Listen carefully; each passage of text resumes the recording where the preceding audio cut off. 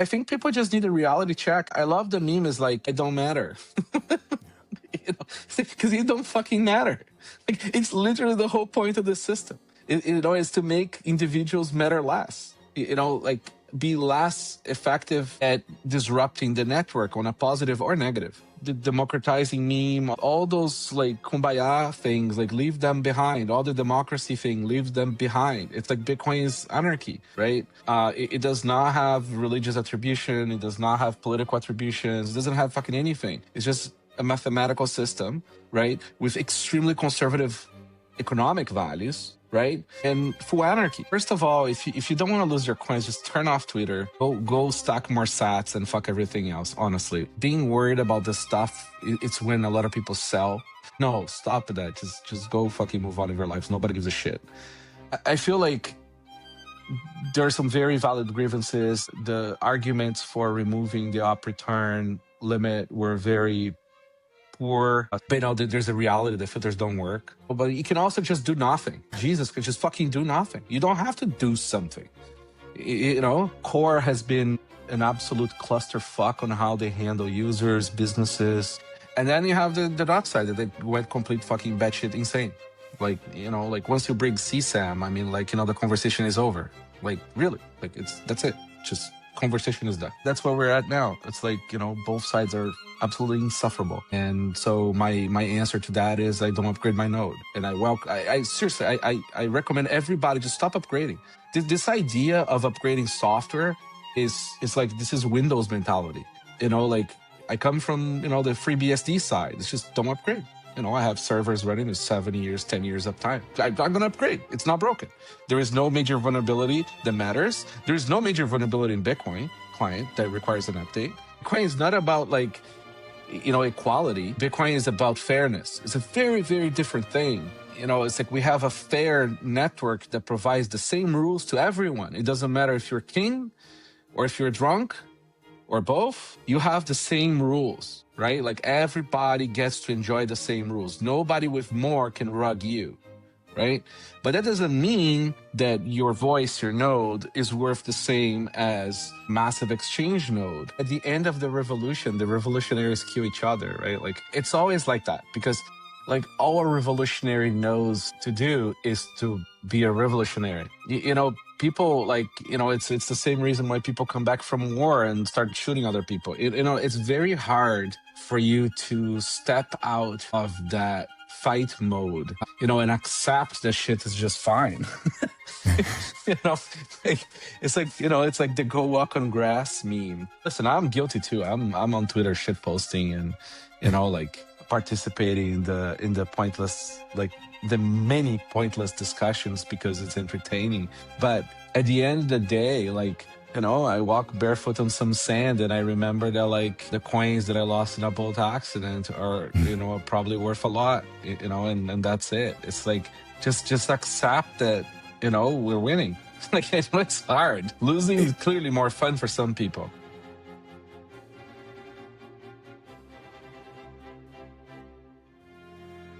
Greetings and salutations, my fellow plebs. My name is Walker, and this is the Bitcoin Podcast. Bitcoin continues to make new blocks every 10 minutes, and the value of one Bitcoin is still one Bitcoin. If you are listening to this right now, remember, you're still early. This episode is brought to you by Blockware. What if you could lower your tax bill and stack Bitcoin at the same time? Well, with Blockware, you can. New U.S. tax rules let miners write off 100% of their mining hardware in a single year. So earn Bitcoin daily while saving big come tax season. Get started at mining.blockwaresolutions.com/Titcoin. Use the code Titcoin to get $100 off your first miner when using the Blockware marketplace. This is not tax advice, so go speak to the team at Blockware to learn more. That's mining.blockwaresolutions.com/Titcoin. Head to the show notes for links to find the show on centralized social media platforms and on Noster, or just go directly to bitcoinpodcast.net. You'll find it all there. And kind reminder that you can support this show by becoming a paid subscriber on Fountain. Or don't, Bitcoin doesn't care, but I sure do appreciate it. Without further ado, let's get into this Bitcoin talk.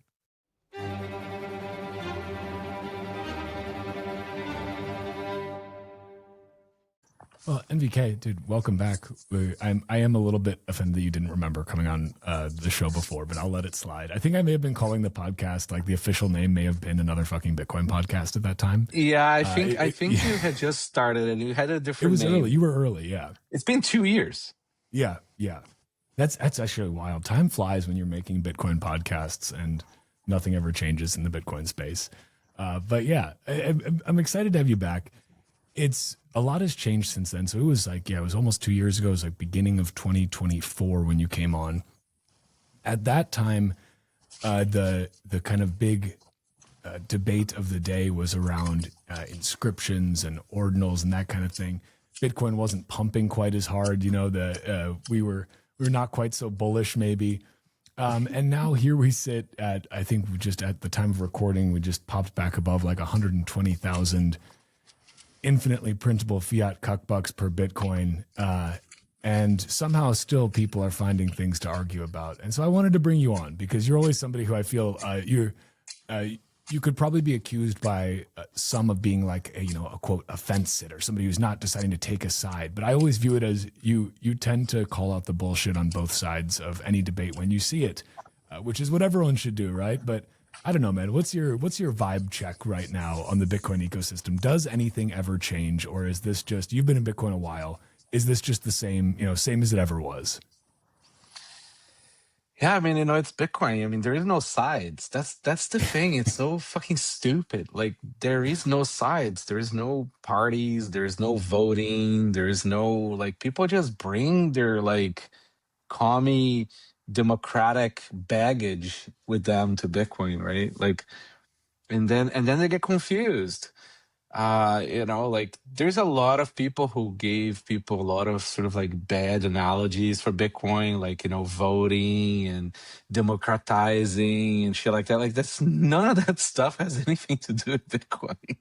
Like Bitcoin is the most selfish money that ever existed before, like in a good way, like sort of like an objectivism way, right? It's like you sort of advocating or really just protecting your bags by self-verifying on your node with the software version that you want is all that really matters. I mean, everything else is just noise. Yeah, it's really funny. I had Tidwell on the show recently, and he basically he had a quote that I loved, which was, your relay policy doesn't make you a different Bitcoiner. It doesn't mean you support a different Bitcoin. We still have if we have the same consensus rules, we're still Bitcoiners. Like we're agreeing on the same things. Like everything else is just like that's just like that's just your opinion, man. But it was the title of our last show that we did together. I put it as it was a quote from you, which is "Bitcoin is winning. Stop worrying." And I thought that was pretty good advice. And I don't know what it is about like the human psyche that it's like Bitcoin trades sideways for a little while. And Bitcoiners, instead of being more externally focused at existential threats, turn more inward and start getting at each other's throats. And I don't know if I that's mean, just it's like not a new always the phenomenon, case. right? Yeah. Yeah, I mean, like at the end of the revolution, the revolutionaries kill each other, right? Like it's always like that because like all a revolutionary knows to do is to be a revolutionary. Like people like it's the same reason why people come back from war and start shooting other people. It's very hard for you to step out of that fight mode, um and accept that shit is just fine. you know like it's like the go walk on grass meme. Listen, I'm guilty too. I'm on Twitter shit posting and like participating in the pointless, like the many pointless discussions because it's entertaining. But at the end of the day, like I walk barefoot on some sand and I remember that, like like the coins that I lost in a boat accident are are probably worth a lot, and that's it. It's like just accept that we're winning. Like I know it's hard. Losing is clearly more fun for some people. Yeah, it is funny. And I'm so sorry to hear about that boating accident. You should really be more careful when you're out there on boats. But I understand. I lost my keys as well in a boating accident. So if anybody sees them, let me know. But I think it's strange to me that we can have, I mean, I guess, how do I say this? Everybody just seems to be talking past each other and not actually like, it's almost like this search for purpose and meaning, and like this feeling that you need to, every person feels they need to somehow save Bitcoin. Like that Bitcoin is somehow right on the verge of dying at any given time, and that it needs to be saved. And if you don't act right now, you know, it is going to fall into the abyss, never to recover.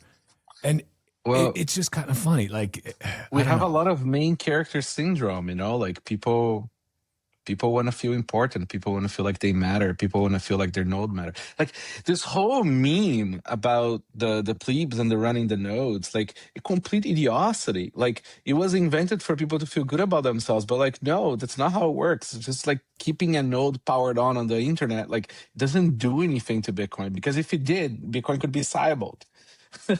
Right. Imagine if Okay. node count mattered. You know, you could like just have a massive credit card like state actors do and just go on Amazon and run like 1,000,000 nodes.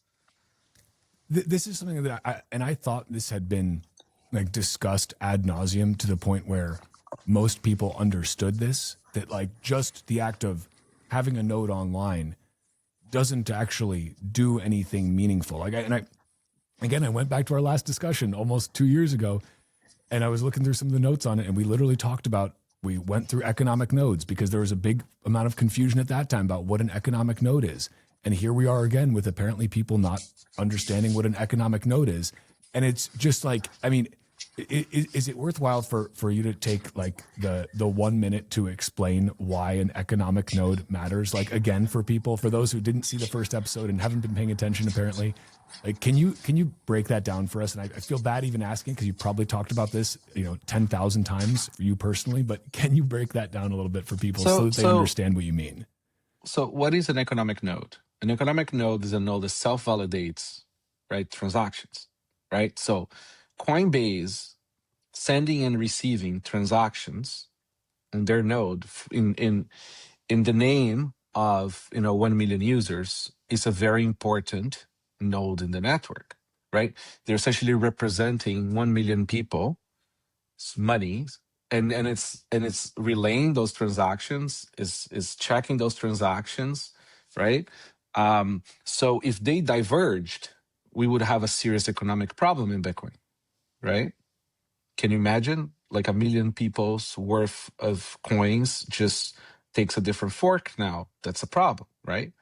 So that is a node that has economic capacity and economic participation in the Bitcoin space, right?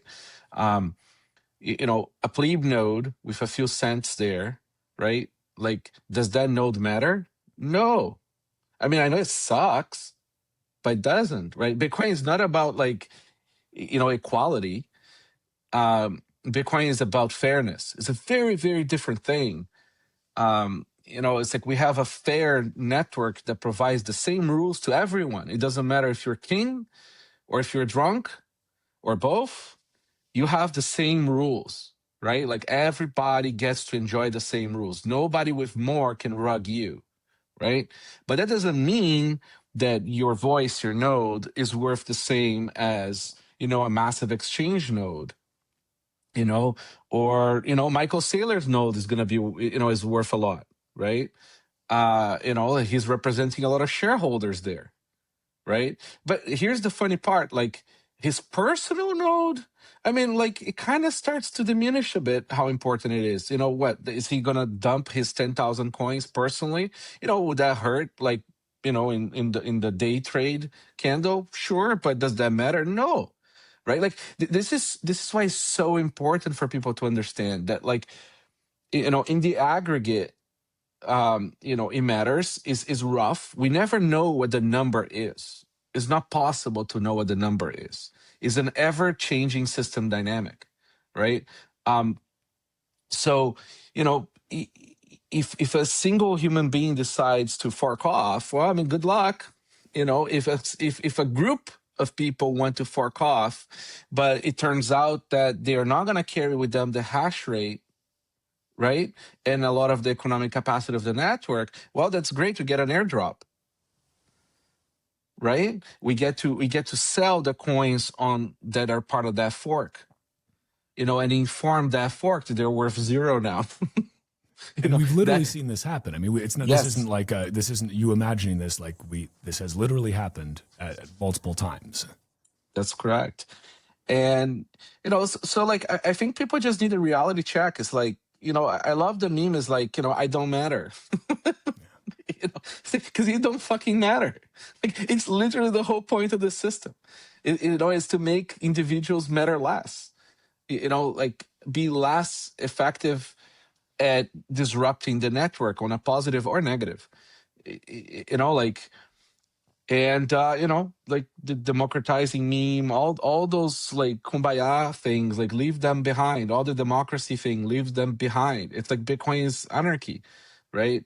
It does not have religious attribution. It does not have political attributions. It doesn't have fucking anything. It's just a mathematical system, right, with extremely conservative economic values, right, and full anarchy. What if you could lower your tax bill and stack Bitcoin at the same time? Well, by mining Bitcoin with Blockware, you can. New tax guidelines from the Big Beautiful Bill allow American miners to write off 100% of the cost of their mining hardware in a single tax year. That is right, a 100% write-off. So if you have $100,000 in capital gains or income, you can purchase $100,000 worth of miners and offset it entirely. Blockware's mining as a service enables you to start mining right now without lifting a finger. Blockware handles everything from securing the miners to sourcing low-cost power to configuring the mining pool. They do it all. You get to stack Bitcoin at a discount every single day, while also saving big come tax season. Get started today by going to mining.blockwaresolutions.com/titcoin. Again, that's mining.blockwaresolutions.com/titcoin. Use the code TITCOIN to get $100 off your first miner when using the Blockware marketplace. Of course, none of this is tax advice from me. Go speak with the team at Blockware to learn more. One more time, that is mining.blockwaresolutions.com/titcoin. Yeah, well, I think that's tough for people to actually grasp because we don't have anything that looks like that. There's nothing that's like that in the fiat system to the extent that Bitcoin is. Like, this is a new paradigm. So I empathize with people, and obviously I didn't understand it right away. The only person who understood it right away, I guess, was Satoshi. Everybody else had to, kind of like We all get it wrong secondhand, maybe. It's totally like it's a very complicated new paradigm. Yeah. Like it's very similar to like, oh, there is electricity now, there wasn't before. It's like, is this like witchcraft, right? Like people are confused for fucking 100 years, right? Like, I mean, the posters of when the electricity was sort of like starting to be publicized are amazing. It's like, oh my god, this is witchcraft. Oh, you touch, you die.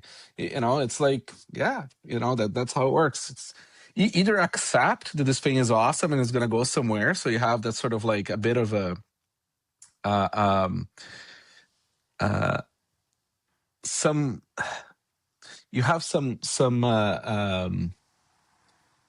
faith that the system will go somewhere. You have some belief.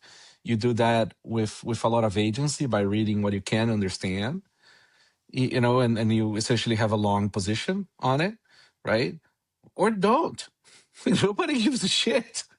Like, it's like, sorry, we don't need you. I know it sucks to hear it, but we don't need you. We don't need anybody. We don't need core. We don't need knots. We don't need anybody. This thing's going to keep, like TikTok, another block. I'm still running client 22. It works. Does it work for Lightning nodes? No, but I'm not running Lightning. I'm talking about Bitcoin base layer. It works, right? Is it nice to have Lightning work? Yes. Should we change Bitcoin to change Bitcoin even further to make Lightning work? Probably not. It's like you have a system that works. Like, have some fucking respect. I think it's hard for people to say or to acknowledge that, oh, it's going to be fine without me. Like, right? Sure, does it need everyone in the collective to use it to exist? Like, if nobody was using Bitcoin, yeah, it wouldn't matter anyway, right? But we're all here, but you as an individual, like you're not going to save Bitcoin. it's No, admirable. you're not to here to save like, Bitcoin. I yeah, just got here and I'm here to save Bitcoin. No, you're not. No, you're not. And everybody finds it out fast. And if they don't, they rage quit. yeah. Are we about to enter a season of rage quitting? Oh, absolutely. I can totally see it. I already have a personal list just for the fun of it. I already have a list of people I think will quit. Got it ready to go. Okay. Well, Personal wagers. Like I don't publicize these things. I don't wish harm on anyone. I love all these people. Like I really do. Like I think, everybody is like, regardless of their role, it takes many types. It takes many kinds of people to build something huge, right? yeah. So, in that sense, I love everybody. But realistically speaking, like we know that people will not be able to accept and they will rage quit. It's just the natural course of Bitcoin. I had to bring up this. Oh, there is a poster. It's one of my favorite Old posters. electricity. I mean, it's amazing. Like you just look at this. I mean, the guy. I love the skull that's in the on the electrical pole just for added benefit. The light bulb, like it's all just incredible. You got the constable running away from it. Just amazing stuff. And that's I feel like that's kind of where we're at right now. It's like everyone's literally going to die. And Bitcoin is going to fail if we don't do something right now. And it's when you go hyperbolic on Bitcoin, you tend to lose the crowd. Don't lose the audience. Don't lose the audience. Because once you lose the audience, it's very, very hard to get it back, right? And I think both sides made some good arguments, both sides made terrible arguments. And now both sides are losing the audience. Yeah. Because I think people are just, the average pleb out there is just tired of it. The suit coiners haven't cared this entire time. Like because they know it's working. Yeah. They did their due diligence, right? They saw the blocks are coming, the clients are working, the fuck they care. All you have to do is you just have to open your node once in a while to sync it, check the next few transactions that went in your treasury are good, they're good, great, close the laptop, move on. Yeah. Yeah. And it's like, meanwhile, plebs are whipping themselves into a frenzy or being whipped into a frenzy. I don't know which one it is. It seems to me, I mean, so you've, I think, done a good job of calling out on both, again, quote, both sides. I'm using this just because this is the way it's being talked about, but on, quote, both sides of this, quote, debate, calling out what you see as kind of improper or just bad, decision-making processes.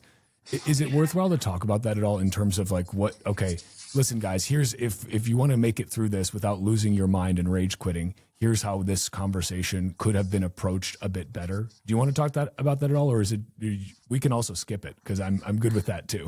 I can put like a very small 2 cents. It's just like, listen, who am I to tell people what to do? But, it's like, first of all, if you don't want to lose your coins, just turn off Twitter, go stack more sats and fuck everything else, honestly. Like, being worried about this stuff, it's when a lot of people sell. I remember the DMs when, UASF was happening and people were like, hey, man, I'm scared. I'm going to sell my coins for now until the dust. No, stop that. Just go fucking move on with your lives. Nobody gives a shit.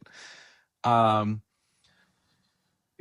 feel like there are some very valid grievances. The arguments for removing the op return limit were very poor. Some big names weighed it in. They're also not ideal, like not very convincing arguments. But there's a reality that filters don't work. But you can also just do nothing. Jesus could just fucking do nothing. You don't have to do something. Core has been an absolute clusterfuck on how they handle users, businesses. I think it's sort of like, maybe it's just like the more Gen Z sort of vibe to it, where they're not as tactful or as laid back and can handle the heat as easy. Again, they're losing the audience. Most of them are preoccupied with layer 2.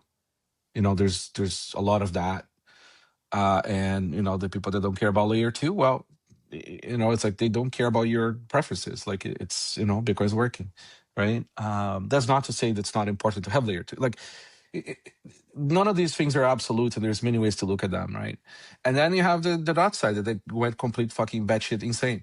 Like like once you bring CSAM, I mean, like the conversation is over. Like really, like that's it. Just conversation is done. So yeah, I mean that's where we're at now. It's like both sides are absolutely insufferable. And so my answer to that is I don't upgrade my node, and I seriously I recommend everybody just stop upgrading. This idea of upgrading software is like this is Windows mentality. Like I come from the FreeBSD side. It's just don't upgrade. I have servers running with 7 years, 10 years uptime. I'm not going to upgrade. It's not broken. There is no major vulnerability that matters. There is no major vulnerability in Bitcoin client that requires an update. All the vulnerabilities are more sort of like of the category of like, yeah, they can crash your node. Yeah, well, you start the laptop again. And none of my nodes have been taken down. So clearly not a widespread problem, and most people are not running Lightning self-custodially because self-custodial Lightning is fully broken. To just being very honest. Lightning is great. Custodial Lightning, fantastic, works. Upgrade those nodes. Yeah, I think I'll leave it at that. Otherwise, I'm just gonna start inciting more hate towards me by just being a little bit more blunt. No, fair enough. So I mean, and again, it's very funny. People automatically assume in this conversation that if you say something that is against what they view as against their opinion of how they perceive things to work, they view you as the enemy. You must be a shill for the other side, right? And when in reality, it's like, no, I can just think that the options on the table are not actually addressing the things that you think they're addressing. Like I haven't upgraded my node in, I don't know, a couple of, no, it's been, I mean, at least a year plus, maybe more. Like that's what I've told people as well is, look, Bitcoin nodes are meant to be backwards compatible. Like each node implementation upgrade, like that's the whole thing. It needs to be backwards compatible, right? Yep. And so unless, as you said, there's some sort of security vulnerability that's discovered, something like that, you shouldn't need to update your node. But if you want to, go for it. And if you want to run knots, go for it. Like do whatever you want, but just be realistic about what that choice actually means. And if it is actually doing the things that you are being told it's doing in terms of you saving Bitcoin. And that's kind of where it's like, we should be able, like live and let live, go touch grass. It's all going to be okay. Bitcoin is winning. And let's remember this, we are replacing a absolutely cluster-fucked fiat system. And this is, as messy as this might be in Bitcoin, man, it's still a heck of a lot better than that. And I feel like that is forgotten even by Bitcoiners, which is shocking. Yeah. I did want to ask you just so more broadly, like, because I think we've said enough about the current drama for now, and it's been just drained ad nauseum by so many people on so many podcasts.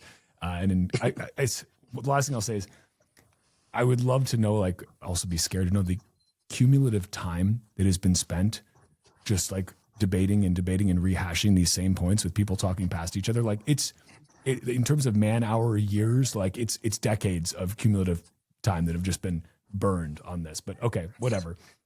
Where do you sit on more broadly, like zooming out a little bit, quote, upgrading Bitcoin versus maintaining Bitcoin? Are there privacy and scaling upgrades that you think need to happen and should happen in Bitcoin?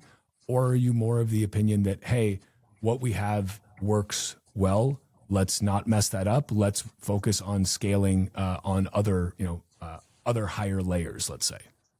I think there's two things that must be very separated. One is consensus changes. The other one is non-consensus changes, right, to Bitcoin Core, the client. I mean, like, I really wish and this is like idiotic of me to even think about, like wishing that somebody else would do something is like, it's like pissing in the wind, right? I mean, like who am I to wish the core went in a different direction, right? I mean, like I should just like, pull my sleeves and go do it myself, right? Like this is a full meritocracy, right? But if any core person is listening, go build an indexer on Bitcoin Core. Like, it's nothing to do with consensus, but like, we shouldn't need like Electrum server for SPV light nodes, right? Like, Bitcoin Core should have an indexer. Bitcoin Core should support BIP39. Like, there's a bunch of like low hanging fruit things that the market needs, business needs, right? That like would come a long way in also buying goodwill from industry, for the client. Um, and now on consensus changes, I mean, like, there's personal preferences, but like, maybe they're misguided for me too. Like, I mean, I'd love to have covenants just because I want to have on-chain vaults, right? Like, I want the security to be not cold card based. I want the security to be Bitcoin, like, block based, right? There's a lot of design space there, but unfortunately the covenant conversation gets hijacked by layer twos. Love to them. I know they need it, but like, just talking from pure sort of selfish necessities, right? Like, and I think that, for example, the covenant discussions, if they would go make the case for all these economic actors that they can have amazing on-chain vaults, you'd be a lot more palatable of a change than talking about how they want to pay for, feeding chickens on the internet, right? Can you talk a little bit about, just for folks who may not be totally familiar, the basics of what covenants are and how these on-chain vaults work? Because it's something that seems kind of like pretty cool to me. Like, has genuine, like, it would be useful for, I mean, not just for businesses. So right now, if you want, the spending condition right now is on the output, right? So, like, when you send it, like, you're sending into a multi-sig address. Therefore, that address requires the 2 signatures for you to move to the next address, right? What we're trying to do is the spending conditions to be on the input. So that means that you can move with spending conditions from that contract. So, for example, let's say, you create a vault, and that Bitcoin address itself knows that it cannot be spent unless it meets some conditions. I'm putting it very crudely to see if it sort of like makes sense. But the point is, we could create a vault saying, like, for example, the money doesn't move from here more than 1 Bitcoin a month, counted in blocks, of course. But, that kinds of like amazing spending conditions, right? Like, spending policies are how you find amazing security and still remain like functional, right? Because it's easy to put, like, a private key under the ocean and just leave it there. It's very hard for somebody to get it, right? Now, if you have, in order to become capable of signing and having security around that signing operationally, that's really where the magic is at, because that's where the trade-offs and the balances come in, right? And being able to do that with on-chain policies versus cold card policies would be a huge upgrade. Yeah, I mean, and again, this seems like one of those things. I would assume there's not as much, let's say, general resistance to this. It's just there's maybe not as much general knowledge about this. Is that fair?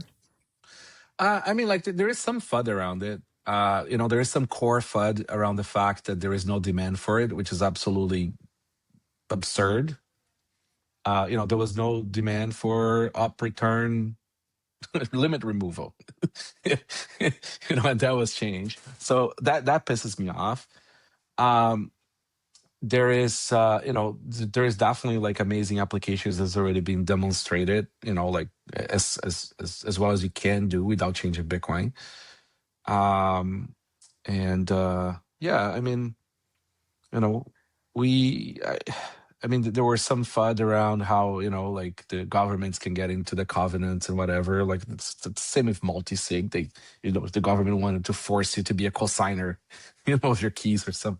So, like, idiotism.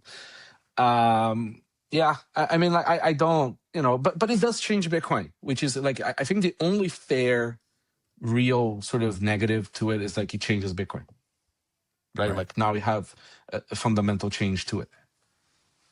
Do you think that it's like, actually something that can, like,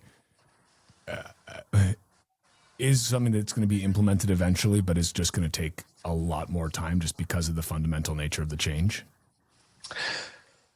I don't know, like, some days I wake up thinking that we can still do some changes on Bitcoin. Some days I wake up saying that we're fully ossified. So I mean, there's only one change we have to make to Bitcoin. We have to fix the Unix time code.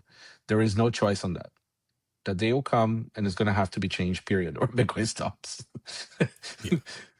Can you and again, just for folks, can you explain that one a little bit, just in layman's terms? That's like a pretty. I feel like that's like that's not even a controversial one. That's just like this. It's this just needs to be the done, encoding. right? Like, think about it as just like the encoding, right? Like old computers used to do the encoding of dates in a certain way, and they're done differently now, right? So in order to remain compatible with computers, you have to fix that.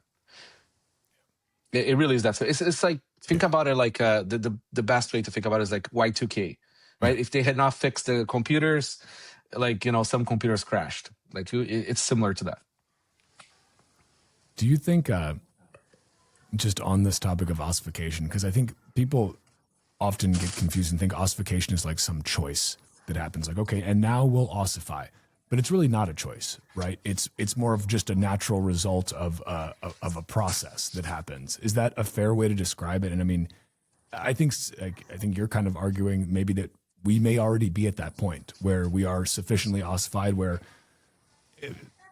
we're just probably not going to change at any meaningful way at the consensus level. Is that your general, like, kind of for, let's say, base level assumption at this point? I think the best way to look at it is maybe unpopular, but realistically speaking, Bitcoin really is as ossified as the people at the time are not into changing it. Because at the end of the day, there's nothing preventing people from 50 years from now from changing the limit of Bitcoin. You mean like tail emissions? The supply. No, the supply. Yeah. So, there's nothing really holding them back, right? So, like, except for economic forces, right? That would say my family's stacked all the way to now. Fuck you. You're not going to change the limit, right? But the point is, Bitcoin can be changed.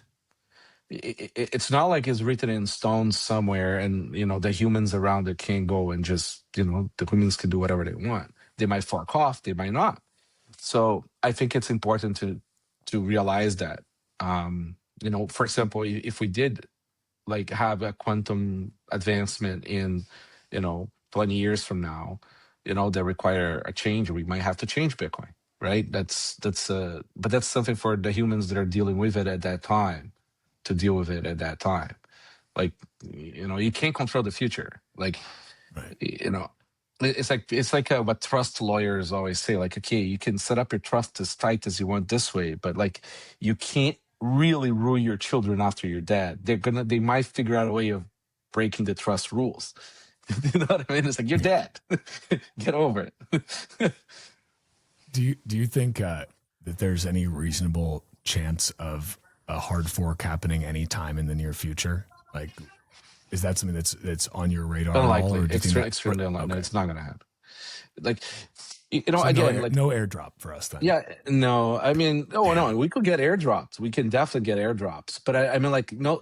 I don't think there will be like a successful change to Bitcoin in the coming in the near future. It's just not going to happen. And it's designed this way. Like, the more people who don't agree with each other, don't like each other, have different preferences than each other, share the same rule set, share the same network, there's less likely you're gonna see changes happening, right? It's like getting Israelis and Palestinians to agree to turn the whole space into a massive Christian swimming pool. Both sides are gonna say "fuck you," right? Like, that's a good analogy. Just no, right? Like, I mean, so essentially, that's what I'm talking. Like, it's just you have more opposing sides sharing a concern, right? Like, you can't, like, it's very difficult to make a massive change that is unilateral by any side. Do you think on the quantum side of things, because I've seen so many different opinions on this. Somebody, I don't know, recently, maybe it was just trolling, but was like, if we don't upgrade Bitcoin to be quantum resistant by next year, it's all over. And I'm like, well, okay. Again, whenever people put a timeline or something or make an assumption about like a deadline in Bitcoin, they're literally full of shit and they're trying to take your coins. I mean, it really is that simple. I mean, it's because literally like it's phishing 101, right? Like from a social engineering perspective. Think about it this way. Think about Bitcoin as a gigantic options market, right? Like it's like we're all long, right? So like if it was true that quantum is a problematic, you would see, the people who have asymmetric information starting to sell. Right? Like, why would they tell anyone about, because they don't want the selling to happen while they're selling, right? They want the best price possible. So, it's not, it's just, it's the prediction market will go the other way, right? I don't think you have to worry about any of this stuff. And if this stuff sort of worries you, just turn off the internet and go focus on the stuff you understand. Go touch some grass. I lied. I did have, just on the topic of touching grass, I do have one more question about the Core versus Knots debacle. Is Bitcoin going to die when Core V30 comes out? I don't think so. I don't think it'll make any difference. I don't think. I also, just for people to understand, is that the majority of the network doesn't upgrade to new software. Like right away, ever. I don't. Like unless they need the specific thing that's being changed, like it's not, people don't upgrade. It takes a long time for miners to upgrade. It's just stop worrying. I had to get that one in there just to make sure. This way, when Bitcoin dies, I'm going to point back and be like, "You told me it would be okay, NVK, you son of a gun." I'm kidding. Yeah, I mean, it's like, thankfully, it's not a securities law. This is a commodity, right? It's like we can speculate. Speaking of securities, actually, I've got to say, so you started BitcoinTreasuries.net a while ago. I mean, it's been a number of years now. I don't know how long you've had the domain, but like the site's been active for several years, long before the current influx of Bitcoin treasury companies. Question one is, how many domains do you actually own, ballpark? And then question two is, were you ever skeptical that this would blow up the way it did, or did you kind of like know, like, yeah, this is going to be a hot domain? No, I don't have any domains. Did you lose those in a boating accident too? That's right. Okay. So, Bitcoiners like scarce things, right? It's the mindset. You can't help you can't help yourself. But remember, nobody owns domains. People rent domains. It's just like real estate. You rent domains. You stop paying, it goes away. Yeah. Bitcoin is the only thing you actually own. So the treasuries, what's funny is that the treasury sort of like meme concept has been around since the very early days of Bitcoin. It's not a new concept.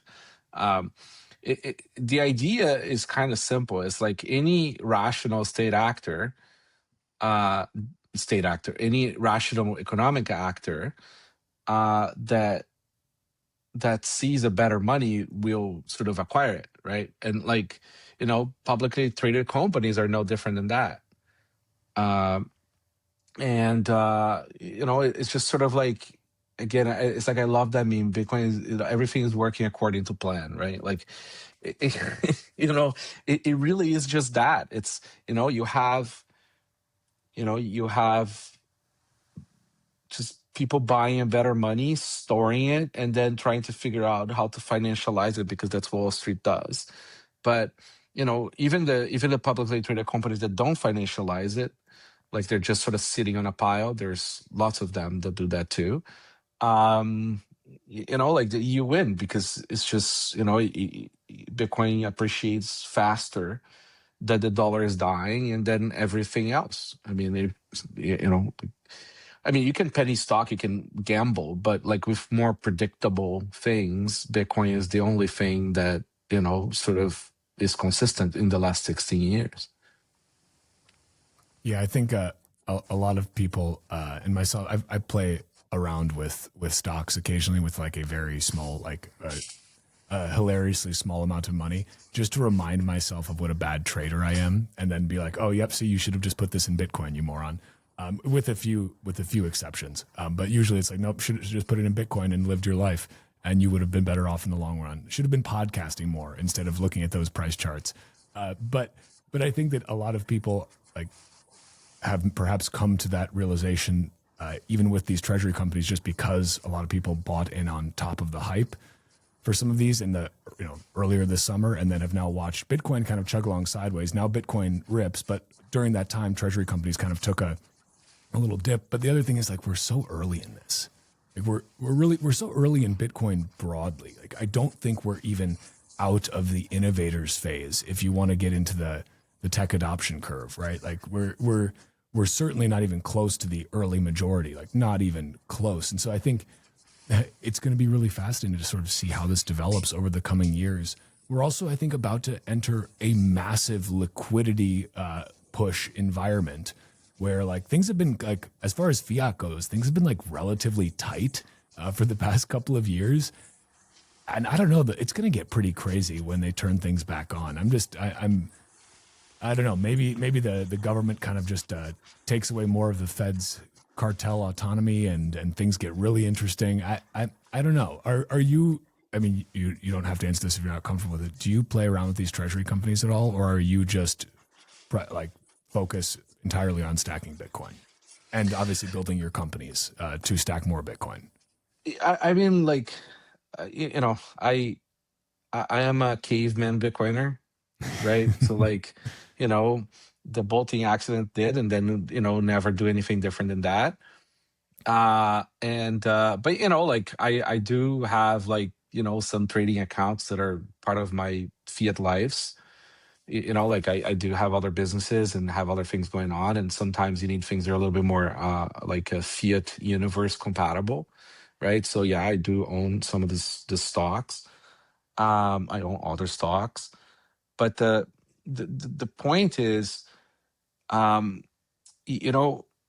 like the majority of the people out there, they're not gonna have a UTXO. There is not enough UTXOs for everybody. I've done the math. There's a few tweets. Like, yeah. Seriously, like, there's just not enough UTXOs for everybody. There really isn't. Like, so the issue is, like, how do these people, like, so they're not gonna get the freedom, right? The self-sovereign part of Bitcoin. They're not gonna enjoy that part. So, like, can they at least get some upside from the debasement, against debasement, against everything else? So, they will find sort of allegories to the Bitcoin, play, right? They'll if their pensions are exposed to, like, partially to Bitcoin through a Bitcoin Treasuries company, like, at least their pensions don't go to zero, right? I mean, like, like, I think, like, because the doomerist brain is very lazy, right? Like, they are not trying to find solutions, they're just pointing out problems, right? So it's very easy to go to, oh my God, civil war and 60102 and this and that and everybody shooting each other, but it's not how the world works, right? Like, there's a lot of inertia. Even during big wars, I mean, like, the majority of the populations in the countries that were not being the ones being bombed, like, it was life as usual, And so if I think we're going to end up, unless we have, like, some crazy black swans that God knows what happens, right? But I think what we have is, like, some sort of like a peaceful, slow, like, monetary replacement. It's the great replacement. You got to be careful with that one. I know. I don't know if that gets you in trouble anymore on the internet, but Yeah. this YouTube will add a flag to this later. They'll be That's like, right. The Great Replacement Yeah, theory. you can Just so you you can know, beep it's a it for conspiracy YouTube. theory. That's right. No, beep it for YouTube. I don't care. But the point is, like I think, it's in everybody's interest to have the majority of the world at peace, right? Because even if you profit from war, right? Like even if you're like a Soros type, right? And you're like, like fuck yeah, like let's Raytheon the fuck out of the other country, right? Um, even if you profit from war, it's like war over there. You still don't want war where you live. You still want peace where you live. So it's in everybody's interest to sort of like change the wheel of this car while it's still driving. Right? It's gonna be tricky, but it's already happening when you think about it, right? Like, people don't save in dollars anymore. They save in dollar denominated stocks, right? Like people's savings are in stocks or they are in commodities, right? So like we've already like demonetized the dollar in that sense, right? Like it's just that we still need a unit of account, and that's what the military comes in, right? Like when Americans say, my taxes, like what does the military do? Well, they make sure you have the unit of account. It's worth a lot, and it costs a lot of money to maintain the unit of account. Is that a good thing? Probably not. It's not great, but that's why you can buy a TV for cheap, delivered the same day from Amazon in your own currency, right? It is incredible. Same day Amazon delivery just never ceases Right? to blow my mind. You can't have Insane. Amazon same day for cheap without the army. Like it doesn't work like that, right? Like the wealth would have been more distributed, or it would have shifted somewhere else. So, anyways, the point is like the treasury companies, like they're just a backdoor into the system. It really is. It's like we are infecting the financial system. It's not the way around, right? Like you can still hold your Bitcoin. Like nobody's preventing you from doing that. I literally make products for us to do that, right? Like, I mean, it doesn't get more caveman than a cold card. But like, and that's why I'm at the two sides of this spectrum. It's like, like I think we need to financialize and backdoor into the system so that we don't have like fucking civil wars, right? So that everybody enjoys the benefit of number go up, even if they don't own Bitcoin, right? And on the other side, we can have our freedom and be cavemans, like that don't have to participate in the system in a certain way. I think that's a much healthier way to go about it, and it's clearly playing out. So, I hope I'm not wrong and things don't change. I mean, things could undoubtedly get very messy, and I think will. Like, I don't think it's necessarily. I mean, if you subscribe to the general fourth turning theory, like we're undoubtedly in the midst of one. There's a lot of other cycles that appear to be converging right now as well, whether societal, economic, or otherwise. Things could and probably will get extremely messy, but we have these incredible tailwinds that we've never had before, which are Bitcoin, and I think AI is an important one to mention as well. Like you've got deflationary money and probably the most deflationary technology to exist thus far in terms of AI. And it's going to be really interesting to see how that plays out because the fiat world doesn't work when everything gets cheaper forever. Like it needs things to get more expensive forever. It's kind of like part of it. Flat screen TVs just happen to be able to outpace inflation and continue to deflate, which is, incredible. For us as a consumer, like that's the beauty of the pseudo free market that we have, right? Is that we can keep getting certain things cheaper. I mean, it's just cheaper. that the marginal cost of production of most things go to, not zero, but it goes to, as low as you can, right? Like, and as we come up with solutions to get around scarcities, right? Like it gets even cheaper. So, like you have materials that were scarce and no longer scarce. We're going to get, gold is going to have this day too. We're going to get to a point where gold is no longer scarce. Like they keep on finding more gold and, eventually, it's worth minus some aspirin. It's like but like a lot of these things have these problems because they have utility value. Utility value is not a good thing. It's a terrible thing because it creates a market like for that product to be sold. When Bitcoin, the only utility value for Bitcoin is holding it, and exchanging it, but there is nothing else. Anyways, we're all gonna be fine. I always appreciate having a conversation with you. NVK is like going outside and touching grass a little bit. It's always very calming. I do want to talk about stuff that you guys are building right now because I know you have your hands in a lot of different pots. You want to talk a little bit maybe on the hardware side first, just kind of what you guys have released recently, what you're cooking up for the future? So, like, for people that don't know, we make the cold card, right? Like the mimetic, quintessential Bitcoin hardware wallet that everybody uses. I think the main thing that like I've noticed in this last sort of like few years is that like it's very clear to me that like there is interesting competition out there, but it's very clear that like people don't use Bitcoin. Like the majority of the products out there, the thing that it's just from people that don't use Bitcoin. So I don't see things coming out, and we just keep on iterating. I was like, how can we make Bitcoin more usable, operationally speaking, to Bitcoiners trying to send base layer money safely, securely, and pass on to their children, right? And I think that's really where like this last feature was born from. So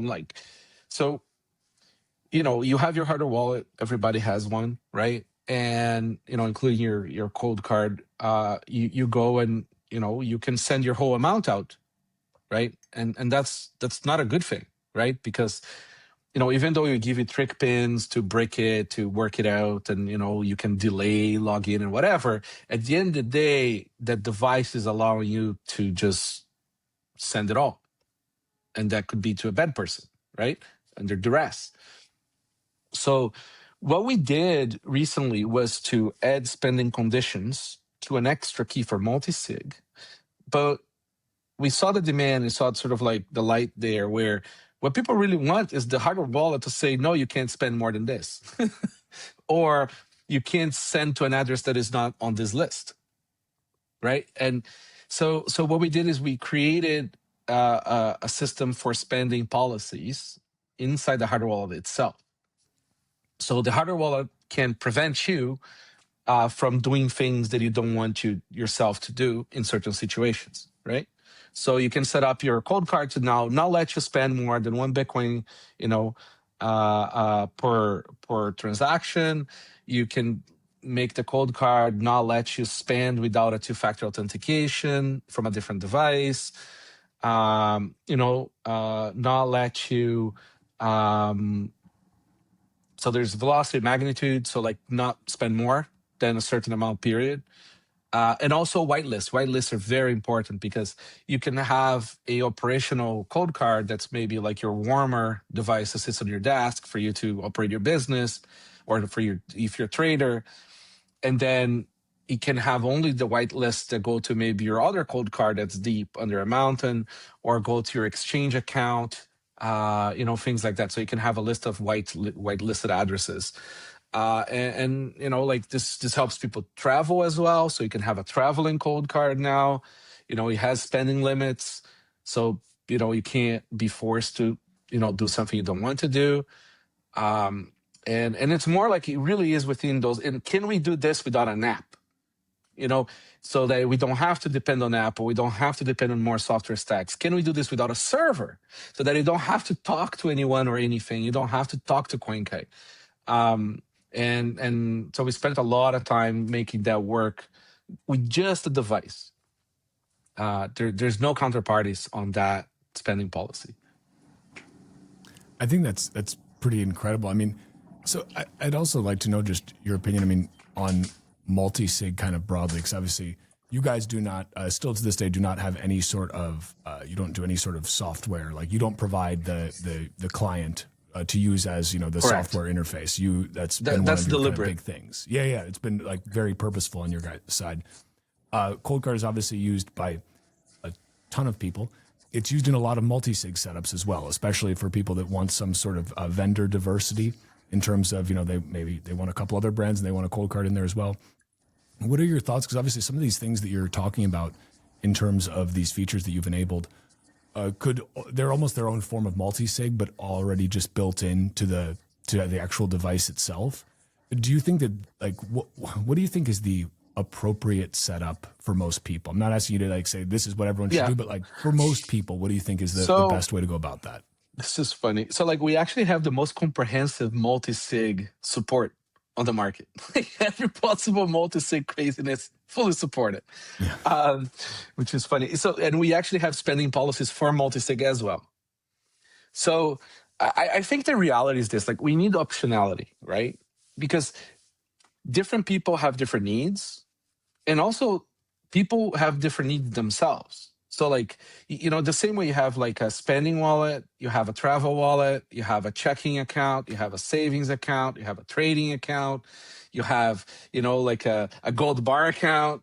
Do you know what I mean? It's like, when you think about that, like, you know, okay, so how can we provide that functionality to people through our devices? Because we have those needs as users. Like pretty much like, almost all features that Cold Card have are a need of our own. We're very selfish with that. We make the products for ourselves, and then hopefully people get used of it as well. So, but you are a Bitcoin business. Like you operate Bitcoin businesses. Like you know exactly what Bitcoin businesses and users need because you operate one and you are the other. Like that, you know, makes sense. Exactly. So, you know, I think like the great majority of people, you know, outside of Twitter, you know, outside of the spotlight, they're more than well served by single sig. You know, plain vanilla single sig, most people can keep a metal plate secure and secret. Okay. You know, would you put your whole life savings on it? Probably not, right? Like that's where you start sort of doing a little bit of game theory on your own life, right? Like how much, it's the same as having a gold bar, you know, when you're safe in your house or something, right? Like how much gold did you have in your house? Right? Like you can answer those not questions. All of your gold, hopefully. Exactly, right? So think about single sig in that sense, right? Like how much would you have on hand or accessible to you, right? Same with cash. How much would you have? Because cash burns, right? Like it gets tricky. So, you know, so now we can add, say, like a passphrase. Passphrase with single sig is like remarkable, right? Now it's plausibly deniable. It's super simple. Pretty much every wallet supports it. You know, like if somebody captures your seed plate, it's okay. It's not the end of the world because they don't have the passphrase. You know, you can put the passphrase in a different location. It's fairly simple for inheritance as well because it's just, you know, it's just two little secrets for you to sort of pass on. You know, so like that goes a long way in terms of like amount of money and people's circumstances, right? Now, you know, like you live maybe in a more dangerous neighborhood, right? Like, well, you know, now you have to start thinking a little bit more broadly on this, right? Like you need to think about like how, you know, maybe you know, like a duress could be a bigger sort of concern for you, right? So you start thinking about what can you do around that. Is it some trick pins? Is it delay pin? Is it like maybe multi-sig and you can't sign it alone in that place, right? You know, now are you a business? Well, businesses are different needs, right? Like maybe you need multiple people to sign something. You know, with the spending policies for multi-sig, that was for business because, you know, now you can have like one, like same wallet, okay? So one business partner can sign up to a certain amount. You know, the other business partner can sign up to a certain amount, but together they can sign everything. You know, like how amazing is that, it's right? like the nuclear codes where you got to have two guys each with their key base. I mean, it's literally that. Yeah. Yes. And you know, super useful. And that's all device based. You don't need servers. You don't need anything. You don't need to pay a company. Don't need to pay a subscription. Nothing. Like, and you don't have to exist either. Like it could be completely anon, right? Because you don't have to, you know, work with a collaborative multi-sig company, which is not a bad thing either. It really depends on what you need, right? we're very intense and reflective about these ideas. How far can we take a embedded device in terms of operational security and being operationally capable without needing a service or an app? Because service are attack surface and a privacy attack surface, and apps are an attack surface because now you have the same vendor showing you the address. So and that's sort of like that's the space we live in, and I think we got to a point now where it's it's hilariously simple to set up a cold card, to transact a cold card. As much as people love to say things are hard, it's things are hard because they're trying to sell you something else. It's we have plenty of examples of the uh, the grandma, right? The Bitcoiners grandma that they taught how to use Bitcoin, right? Like it's like that ephemeral grandma that probably doesn't exist, but still, like there's a lot of those examples of people that managed to get that through. And I think there is another part that's very important, is that we don't compromise on the necessity for the person to understand what they're doing, because like you should not have Bitcoin if you're not willing to understand what you have now, right? Like you should not have gold in your house if you don't understand what gold is. It is not safe, and you're gonna get scammed. For example, like Ledger, right? Like they do a very good job of security. Some good people there, very professional people. They really try to make it very easy. They have an app wallet that's very easy to use. But the problem is you abstract so much of what's happening from the user that then the user gets a DM from a scammer saying, "Hey, give me your seed." Okay, here's my seed. I'm the support people. Give me your seed and I'll help you, right? So whenever this is I the hear issue. those stories, I'm like, how? Why? No, This stop. is the majority of the people who lose Bitcoin. It's because, again, like they're not being forced to understand what they have, right? And part of our flow, even though it's simple, it requires people to have some agency, right? We believe that that's our responsibility. And I really want to bang this point, is that like if you're not willing to understand Bitcoin, go buy MicroStrategy. Go buy go buy some ETF, go buy shares in a company that has Bitcoin, go do something else. Like Bitcoin is for people. Like having UTXOs with a signing device, okay, is for people who want to take responsibility over their money, because it's a lot of responsibility. Yeah. If you can't open a PDF, buy the Bitcoin ETF. That's what I always say, That's funny. Yeah, it's not bad. I think that that's fair. And I think that may sound harsh to some people. Like, no, come on, Bitcoin should be for everyone. But like, I think I'm not the first nor the last to make this distinction. But like, Bitcoin's not for everyone. It's for anyone who is willing to learn and do the work. Like, because it is scary. Like, it is scary to have self-custody of your wealth. We're not used to that. Again, this is not a thing in the fiat system that you can do. You can't self-custody digital dollars. You can't. It's impossible. You can self-custody physical dollars, and that has its own set of risks, right? You can self-custody gold, but most people don't. And most people don't self-custody their digital dollars. Most people have a custodian for any meaningful amount of wealth. It's a weird thing. It's a weird thing that we're doing in this Bitcoin space, where you are the one, the buck stops with you. And if you screw up, there's no customer service to call. There's no oh, let me just reverse that transaction for you. No. It's not how it works. Like, you're done. And I think that for most people that is scary, which is why, to your earlier point about, hey, there's not going to be enough UTXOs for everyone, right? It's like, I don't know if there needs to be enough UTXOs for everyone.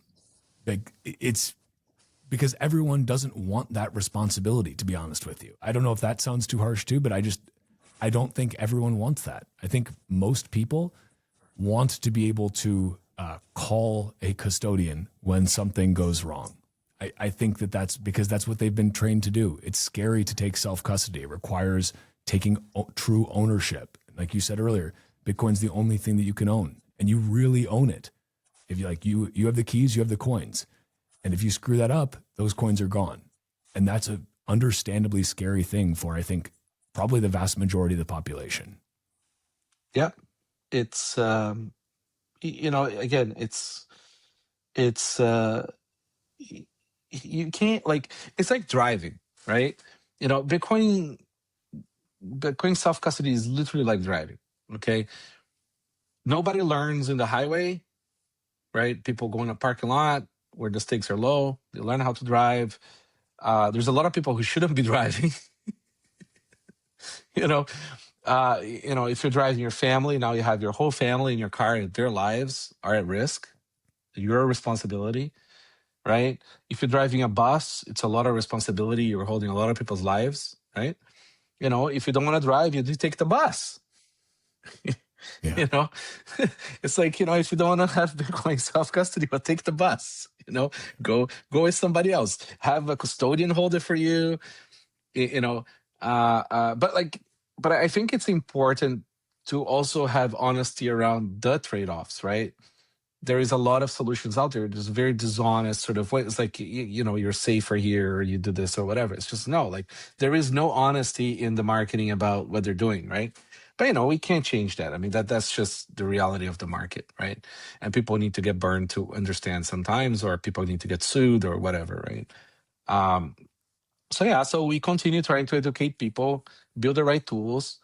I think we're fortunate that we are in a market that there is a lot of people. I mean, like, the amount of devices to sell is pretty insane. And we can remain sort of like a company with a fairly sort of opinionated view of how self-custody should be done and still sell devices. Like, that to me gives me hope about Bitcoin, right? Like, in terms of self-custody, in that sense, that, like, if we can exist, there is enough people. Yeah, no, it's fair. I'm curious too. I think a lot of people probably have, even if they, they've probably heard about CoinKite and Coldcard, but they've probably seen a block clock. I've got to say that's such a. I mean, I've got a couple of them, a couple of the minis and then like the micro minis or whatever, the extra small ones, because they're just awesome. Are you guys ever gonna put out like another one? Is there any way to top that? Because it's a beautiful piece of Bitcoin design at play there, right? It's just, I don't know, it's satisfying. It's nice to have. Yeah, that again, there was a born about, because we wanted to see the block height. We wanted to see seeing the block height around the house is very peaceful. Like, it's a very satisfying thing. Like, it's like people can be crying out there, the world can be this, life can be that, but like, it's like TikTok next block, right? Like, there is another block. There's always another block. And I find that, like, super soothing. And so that's really one of the main reasons why we made the device. There was the old one. I don't know if you ever seen the other one that has the digits that flip. Yeah. That was a long time ago. We'll probably, like, when we come up with the next idea that is not just a screen showing something, we'll probably make something. I think the biggest barrier is just the idea for the next one that is like an interesting technology, because it needs to have a soul, right? It needs a little artistic flair.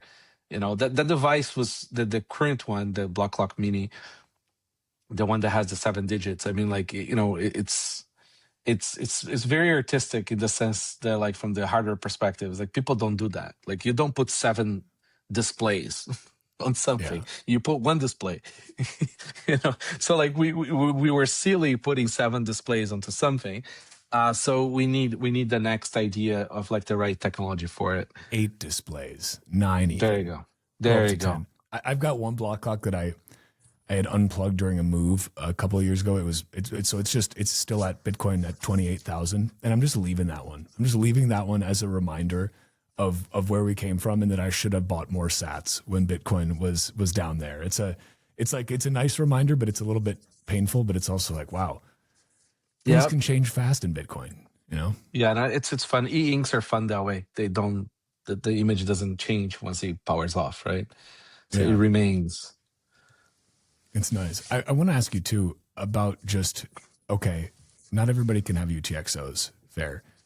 I do think at a certain point, everybody will use Bitcoin in some way, right? But, maybe without knowing they're using Bitcoin. What are your thoughts? You mentioned Lightning earlier, that you think that really it's not necessarily feasible except for in the kind of larger hub and spoke custodial model. I'm putting hub and spoke in your mouth there. You didn't actually say those words. But I'm curious of just your larger thoughts on Lightning, also on eCash, and where you think there's been obviously a lot of development happening there with what Kali is doing with Cashew. Where are you at with that? Do you think that's something that becomes, obviously there are trade-offs, and everyone, the developers themselves obviously acknowledge these. Kali will be the first to tell you, like, look, you can get rugged. But do you think that those are tools that at least get people in the right direction towards having something that does have much better privacy and a very nice user experience compared to a lot of fiat tools? Yes, there are trade-offs, but it's still, again, better than kind of the fiat shit show that we have today. I'd love to get your thoughts on those layers. Yeah, absolutely. I mean, like, again, custodial Lightning works great. It really does, because it makes up for the trade-offs in terms of practical usability, right? And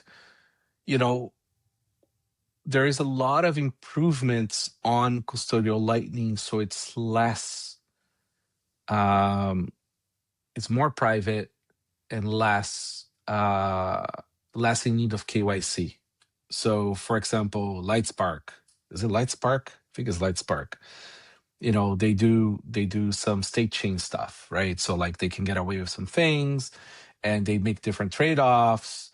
So, they can offer that solution so that clients that use Lightspark as the backend for their Lightning don't, for example, need to KYC users, right?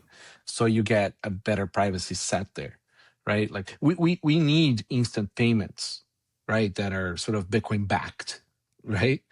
I think it's unfortunate that took so long for Lightning alternatives to start coming up, right? Because we need competition on the market, right? So now we have Arc. Arc makes different trade-offs. I want to see how it plays out, but I'm very bullish on it. Like I am bullish on Lightning Custodio. There is Cashew is amazing, but Cashew requires Lightning for the settlement of the mints, right? So I hope that they turn on like base layer Cashew funding at some point. I know they don't, because a person could just unilaterally deposit how much money they want in a mint, and then it could become a problem.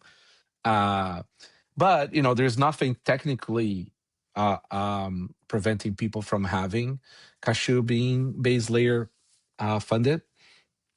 And Cashew in a way kind of starts to behave almost like hub and spoke, right? Because they have one fat channel, a few fat channels between mints and other Lightning big players, and then they have the spoke really is the Cashew, right?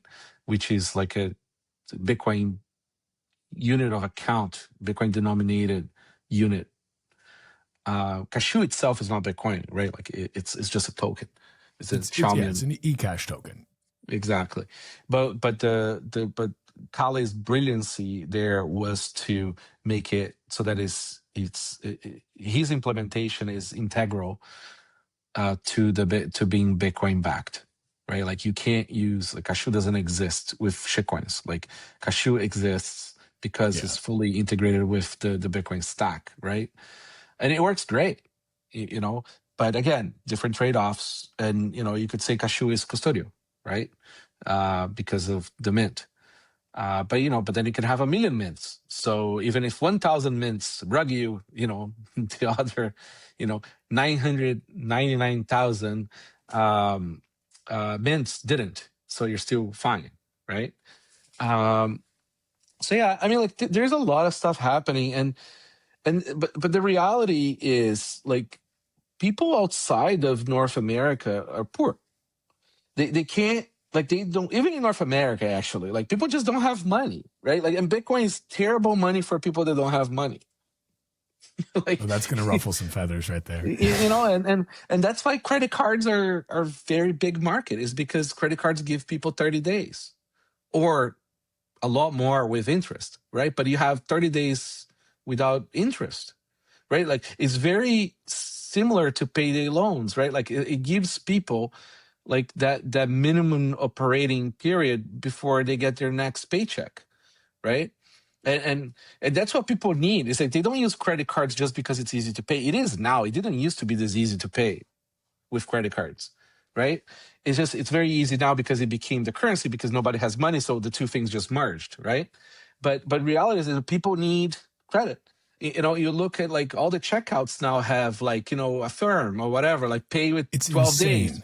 Yeah, but like for your this is groceries, like yeah. But this is new to Americans, but the rest of the world functions like this. In Brazil, you have 24 months without interest on most things. really. Yes. They figure out the economics to make it happen. It's not even baked in. Yeah. It's not like there's a different price. No. They just figure out, because there is no business if you don't offer terms. It's interesting because, like, on the other side of the world, like a lot of places in Eastern Europe, like it is predominantly done on a a cash basis or like debit card basis. Like, there's still, obviously it's not solely the case, but even just like the way that most people will buy houses up until more recently was more focusing on cash based. Like, but there's different traumas, like generational traumas there, right, that have caused them to want to do that and to have less trust of centralized credit. So like it's interesting. It's but yeah, I think it is crazy to me. Like, the first time I walked into a store and saw that it was like, oh, pay over 4 months with whatever, a firm or one of these other companies, I was like, oh my God, like we're financing a sandwich here. This is insane. Like, It is. It's nuts, but that's the reality that people have, right? I mean, when we fix the money and we fix the world, like when we get to the other side of this, then maybe, people will have like better money and they won't need credit and they're going to do better, right? But realistically speaking, like, you can't have a modern consumerist society without credit. Like, Bitcoin does not solve that problem. Like, not right now. It solves on the other side of it, but it's going to take a very long time, right? And I think Bitcoiners can't wrap their head around it, because a lot of them are savers, just naturally savers, people who have different value set, right, that often makes them have more money in the bank account. So when they want to buy something, they have the cash, right? And that's not the reality of the great majority of the world's population, including of their own countries, right? Like, it's just, you're going to have to accept. Ideally, Visa would be, or Amex would be running on a Bitcoin standard, and there will be better companies, and like, they would be able to lower the interest rates. So there's like a whole other universe to look this from, right? But it is what it is. I do like seeing the Bitcoin rewards credit cards out there, because that's at least something where it's like, oh, sweet, because airline miles are literally just like the biggest scam ever in terms of it's like fiat to the extreme on top of base layer fiat. It's just like such a scam. And so at least, spending credit and getting some sats on the side is nice. I think we'll see a lot more of that happening. And I think there's also, to your point, like, people want credit, people need loans. You've seen a lot of companies now start offering these, offering Bitcoin loans. Like, that's great.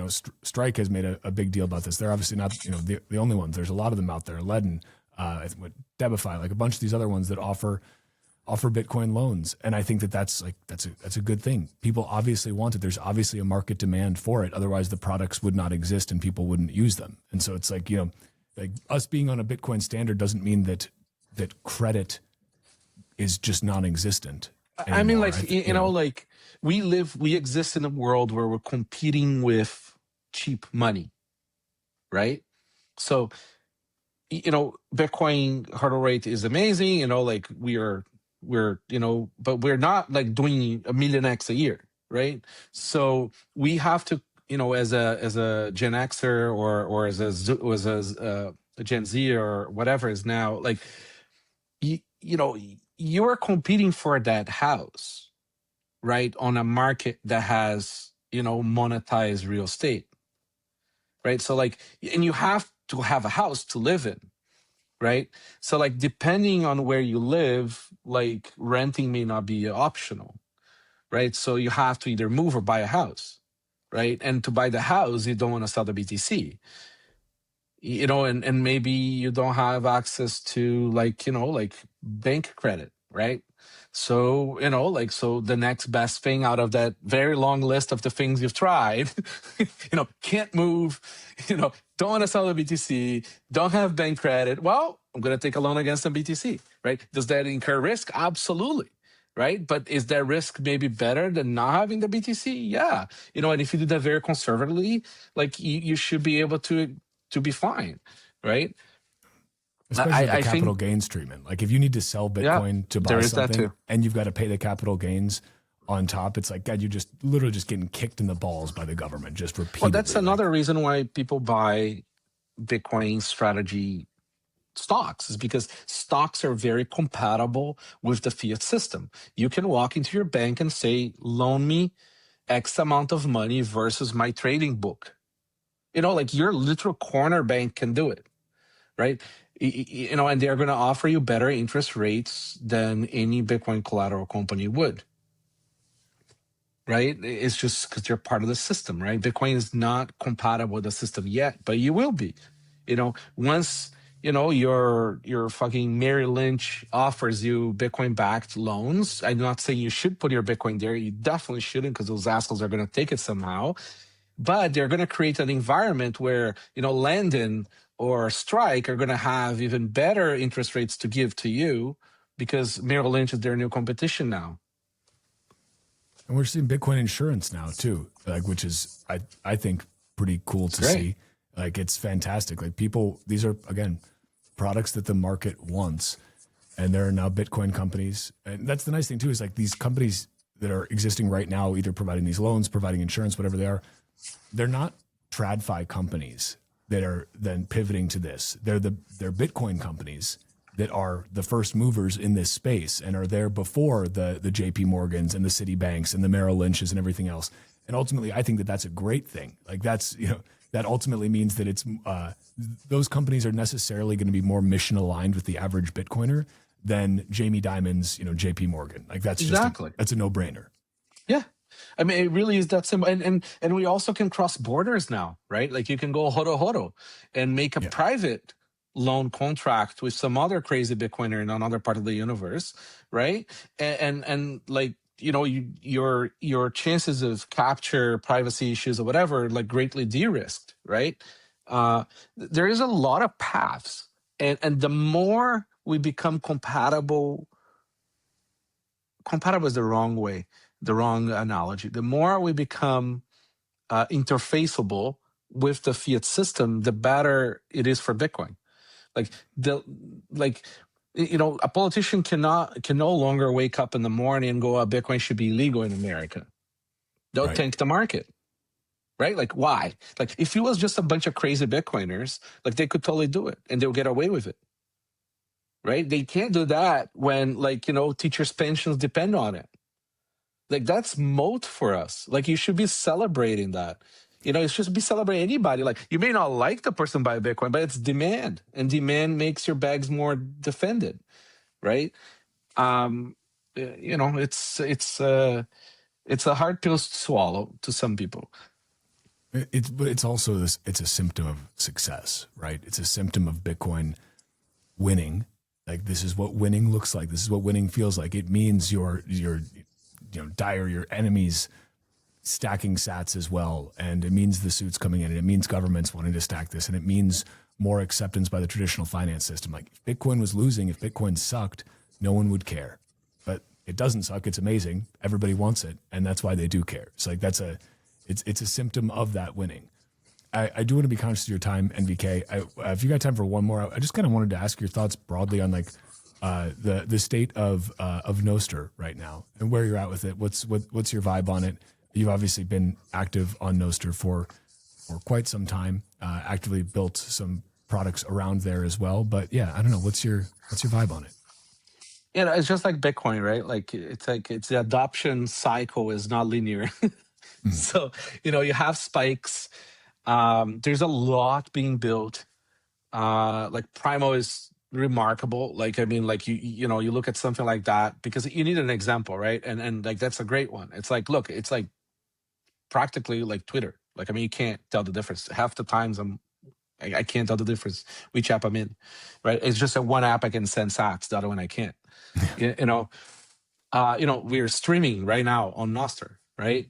I think it's a very necessary protocol. We need a communication protocol that doesn't require permission, a permanent identity system that doesn't require permission. And you know, people are building. There's a lot coming. There's white noise coming. It's great. It's a signal replacement that needs to exist. There is, I think, Universe is another app, kind of like Discord thing, where it's like, you know, people have communities. There's a lot being built. It takes time.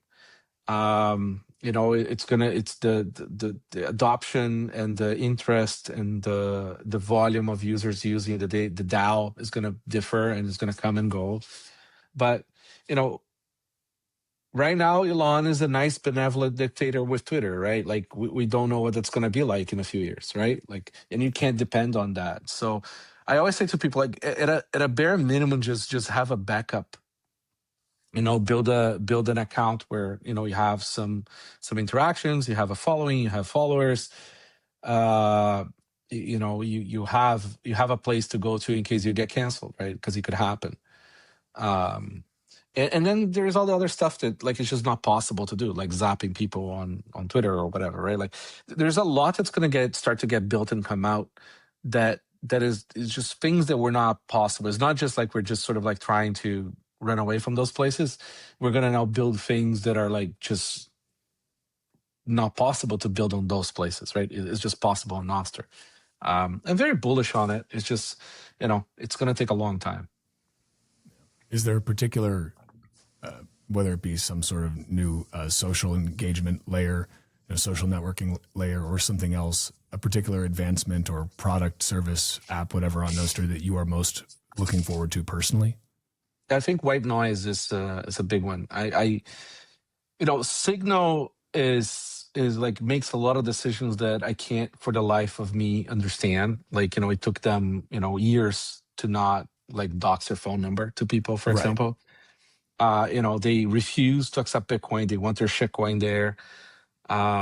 You know, they don't allow you to have more than one device, like more than one phone. Like, why is this related to my phone number? I don't want phone number. You know, if you want to de-spam, because phone numbers help with de-spamming, you know, like, sure, check once, but like, let me move on from phone numbers, right? You know, there's a bunch of reasons that like it must be replaced. You can't have like, you know, like chats are a great way of dealing with servers, like as a server interface. So like a chatbot kind of thing. And, you know, you can't have a client for the server on Signal. It's like fully closed. You know, it's anyways, there's they do a lot of things right.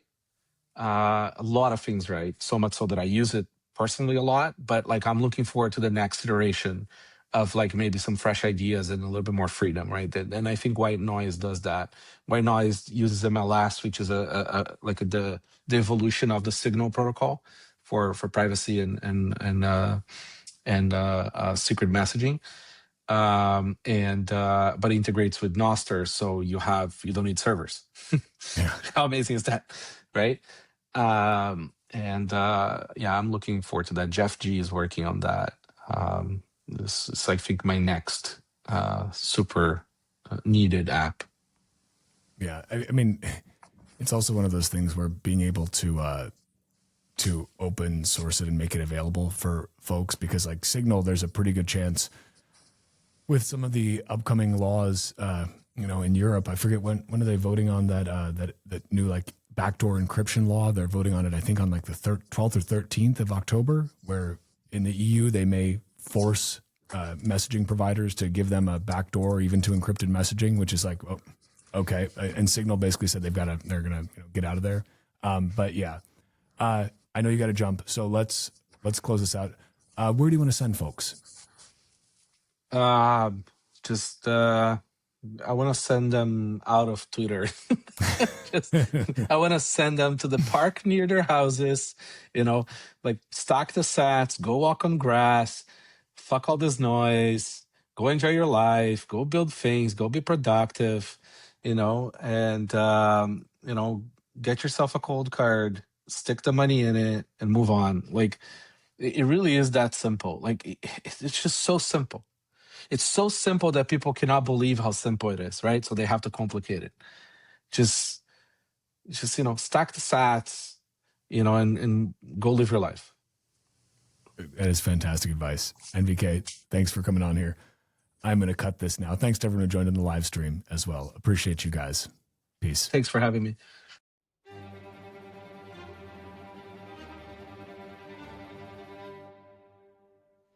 And that's a wrap on this Bitcoin Talk episode of the Bitcoin Podcast. Remember to subscribe to this podcast wherever you're watching or listening, and share it with your friends, family, and strangers on the internet. Find me on Noster at primal.net/Walker and this podcast at primal.net/Titcoin.